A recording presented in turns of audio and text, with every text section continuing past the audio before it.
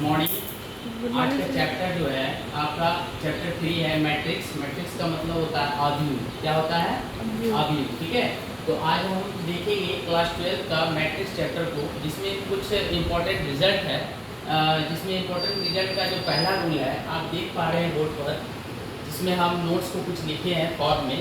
ये matrix of order m/n is the form A is equal to, क्या है ये आपका एक मैट्रिक्स फॉर्म में है। ठीक है, जो कि ऑर्डर क्या है आपका m/n के फॉर्म में। क्या है?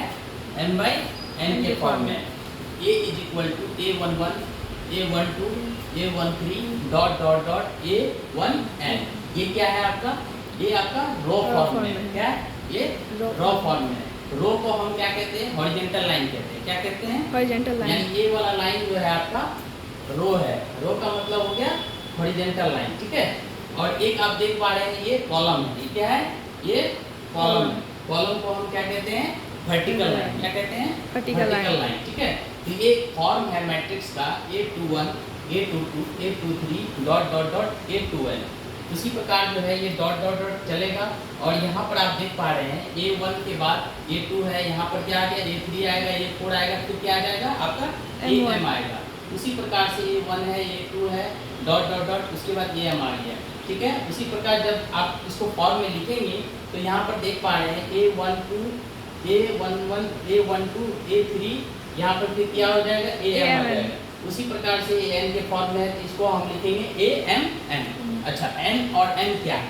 एक मान लेते हैं कि जैसे कि n बराबर अगर 1 2 3 लेते हैं तो ये एक नेचुरल फॉर्म में आता है। ठीक है, उसी प्रकार n को भी हम एक सपोज दैट नेचुरल फॉर्म के रूप में हम मानेंगे। जैसे कि जिस वैल्यू को अगर n और m में पुट करेंगे तो यहाँ पर आप देख पा रहे हैं it's element in the form, it's element in the आयत फॉर्म।